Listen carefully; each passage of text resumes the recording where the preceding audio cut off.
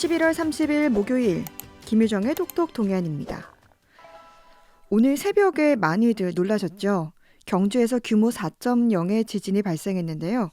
최근 지진이 잦은 느낌인데 더 큰 지진이 오진 않을지 이번 지진의 이유와 포항 지진과의 연관성 등 여러 가지 궁금증 짚어보겠습니다. 경북대 지구시스템과학부 유인창 교수 연결돼 있습니다. 교수님 안녕하세요. 네, 안녕하세요. 경북대 유인창 교수입니다. 네, 저는 어제 새벽에 자다가 정말 쿵 하는 소리와 함께 깜짝 놀라서 잠에 깼었는데요. 혹시 대구 쪽에서도 이런 좀 움직임이 느껴지셨나요? 저는 대구에 있질 않아서 느끼지는 못했고요. 아, 예. 대구 쪽에 계시는 분들 얘기를 보니까 대구에서도 상당한 지진동을 느꼈다는 이야기를 들었습니다. 그렇군요. 근데 이번 이 지진을 보니까 규모 4의 지진인데 이게 어느 정도 되는 수준인가요? 규모 4.0이면은 바깥에서 예. 지진동을 느낄 수가 있을 정도의 규모거든요. 네. 좀 비교해서 말씀드리면은 7년 전에 2016년도에 경주 지진이 발생했을 때는 그때는 규모가 5.8이었었습니다. 네.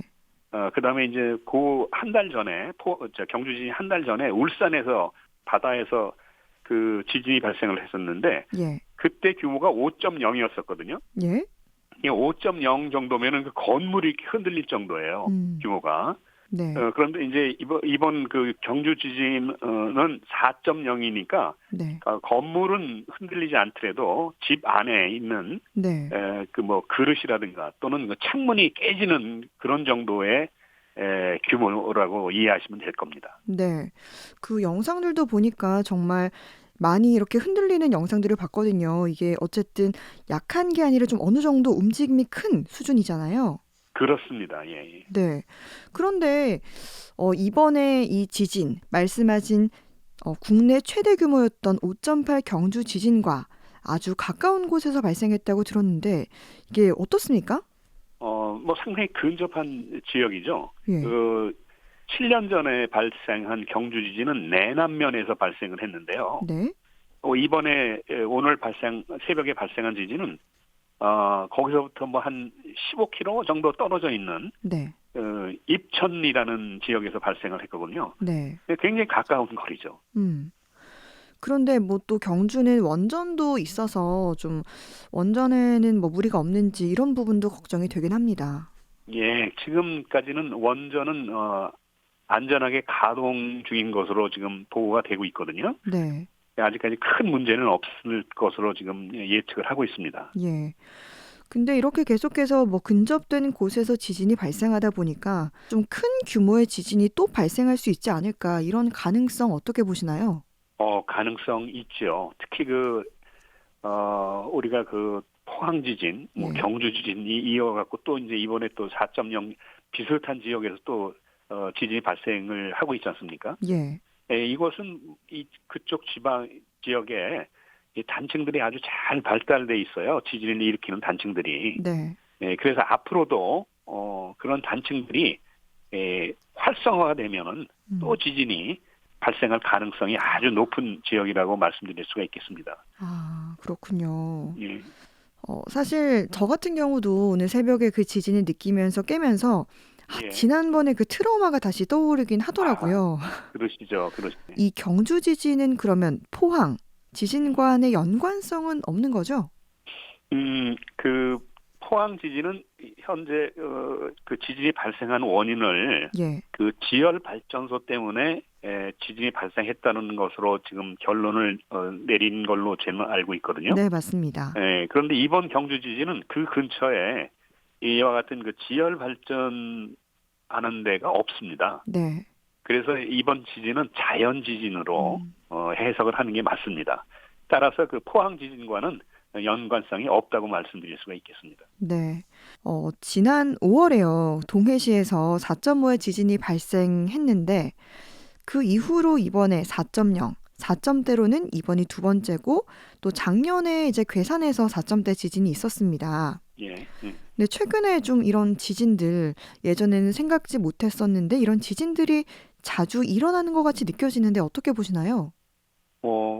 우리나라에서 지진이 관측하기 시작한 게, 계기 관측이 시작된 게 예. 1978년부터 시작이 됐거든요. 네. 근데 지금까지 지진이 발생한 기록들을 보면은요, 어떤 경향을 읽을 수가 있냐면은, 지진의 발생 횟수, 소위 말해서 빈도죠. 네. 지진 발생 빈도가 점차적으로 증가를 하고 있고, 음. 거기에 따라서 강도, 지진의 규모도 점차적으로 증가를 하고 있는 것이 보여요. 네. 그러면 그것은 이제 앞으로는 어떻게 될 거냐면은, 우리나라에서 점차적으로 지진의 빈도가 높아지고 음. 지진의 규모도 커지고 있다라고 예측을 할 수가 있겠죠. 네. 근데 이와 같은 그 지진이 빈도수도 증가하고 규모도 증가하고 그러한 원인은 네. 우리가 과거에는 몰랐던 그 지하에 그런 구조들이 지진이 발생한 쪽으로 자꾸 바뀌고 있는 것으로 예측이 돼요. 네. 간단하게 말씀드리면은 기후가 변하듯이 아. 지구 내부의 구조도 자꾸 바뀌고 있습니다. 네. 그래서 과거에는 지진이 잘 발생하지 않았었는데 네. 최근에 들어와서 지질 구조, 지하 구조가 자꾸 바뀌기 때문에 거기에 따라서 지진이 자주 발생하는 것으로 이해를 하시면 되겠습니다. 지질 구조가 변하기 때문에 이렇게 지진의 뭐 빈도라던가 규모가 커지면서 이렇게 변화가 있다라는 거잖아요. 예, 그렇습니다. 그러면 근데 이 지진 구조가 변화된 뭐 이유도 있습니까?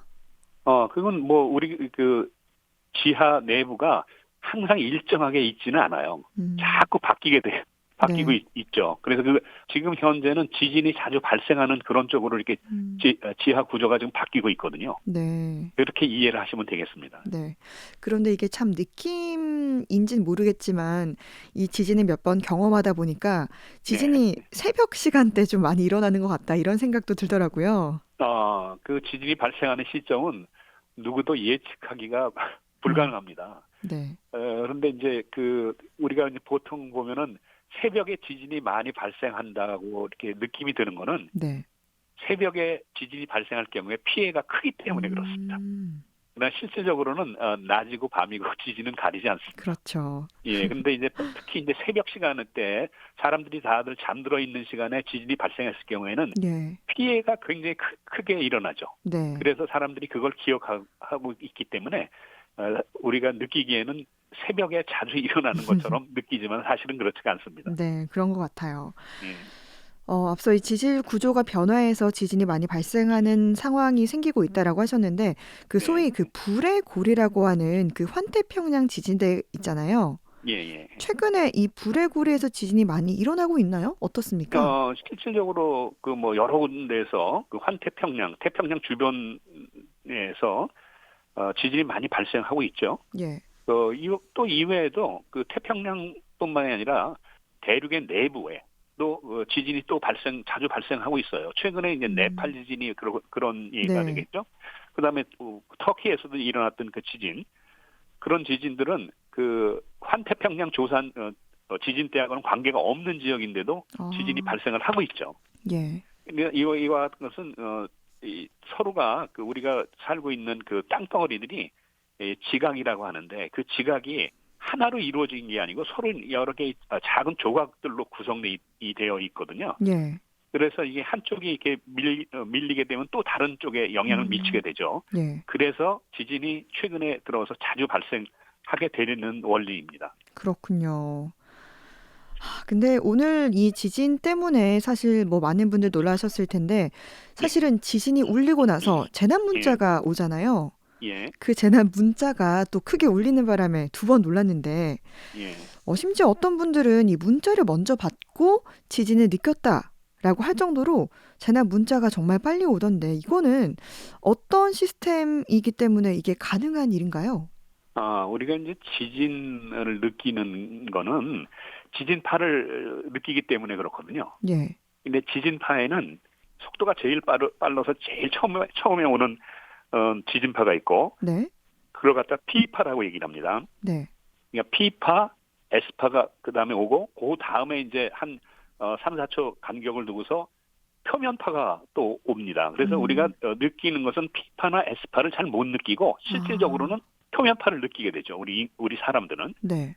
그러나 지진 관측하는 데에서는 이미 벌써 피파를 관측을 하고 있어요. 아, 그래서 그 피파를 기준으로 해서 경보 문자가 이제 보내지고 있거든요. 네. 그래서 이제 그 지진보다 더 빨리 경보 메시지 문자가 오게 되는 원리죠. 음, 그러니까 사람이 느낄 수 있는 표면파 느끼기 전에 이제 기계 시스템으로는 피파에서 먼저 관측을 하고 문자를 발송해서 이게 문자가 우리에게 빨리 도착하는 거군요. 그렇습니다. 사실 이 지진에 대한 경각심과 대비 이런 것들이 많이 무뎌졌던 게 또 사실이긴 한데요. 이 네, 기회에 다시 점검해보고 대피 요령도 숙지해야 될 것 같아요. 네. 네, 교수님 끝으로 우리가 그러면 평소에 어떻게 대비해야 좋을지 말씀을 좀 해주시죠. 그 참 그 좀 불행스럽지만은 지진이 발생한 지역에서 지진이 자주 발생을 하고 있다는 사실이에요. 예, 그다음에 우리가 또 이 지진이 잊혀질만 하면 또 지진이 네, 일어나서 우리한테 경각심을 깨워주는데 네, 지진이 발생했다 그래서 너무 당황하거나 그러지 마시고 지진이 발생하면은 이게 지금 지진동이 우리 건물을 흔들고 있구나라는 것을 먼저 깨우치시고 예, 그다음에 그 출입문을 열어 놓으셔야 됩니다. 음, 그다음에 출입문을 열어 놓으시고 그다음에 2차 화재를 방지하기 위해서 가스불 같은 거를 가스를 아, 잠그시고 네, 그다음에 이제 책상 밑이나 가구 밑 또는 침대 밑으로 몸을 피하시는 게 첫 번째 수칙입니다. 네, 그다음에 이제 지진동이 네, 멈춘 후에는 그 확보된 출입문을 통해서 대피 장소로 빨리 안전한 대피 장소로 피하시는 게 두 번째 행동 수칙이 되겠습니다. 이런 수칙을 철저하게 잘 지키시면은 지진으로부터 오는 피해를 상당히 줄일 수가 있겠습니다. 음. 네, 오늘 경주에서 새벽에 지진이 발생해서 이와 관련된 이유와 또 연관성들 궁금한 것들 짚어봤습니다. 교수님, 오늘 말씀 잘 들었습니다. 고맙습니다. 네, 고맙습니다. 예. 경북대 지구시스템과학부 유인찬 교수였습니다.